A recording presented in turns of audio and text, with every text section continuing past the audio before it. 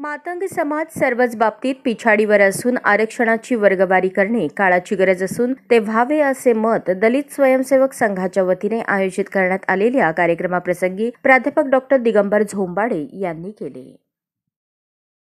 या कार्यकारिणीमध्ये आज मातंग समाज आणि आंबेडकरवाद किंवा आंबेडकर चळवळ आणि मातंग समाजाला आरक्षणाची अबकडची गरज आहे का याच्यावरती खूप चर्चा झाली आणि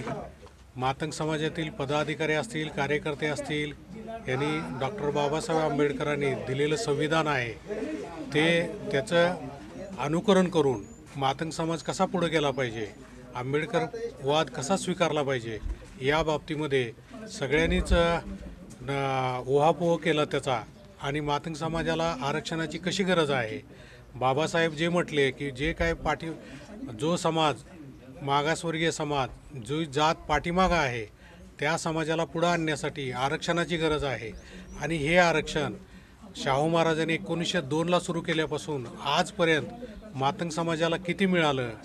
हे मातंग समाजाने ठरवलं पाहिजे आणि आरक्षणाचा लाभ घेऊन बाबासाहेबांनी जसं म्हटलंय की शिका, संघटित व्हा आणि संघर्ष करा। मातंग समाज फक्त आता शिकून चालणार नाही तर संघटित झाला पाहिजे आणि संघटित होऊन पुढे गेला पाहिजे। समाजाने आंबेडकरवाद स्वीकारला पाहिजे आणि जे काय समाजातील चुकीच्या रूढी आहेत, ज्या परंपरा आहेत त्या नाकारल्या पाहिजेत आणि इतरांप्रमाणे मातंग समाजानं चळवळीत सहभागी होऊन, आंबेडकर चळवळीत सहभागी होऊन बाबासाहेबाला, अण्णाभाऊ साठेंना,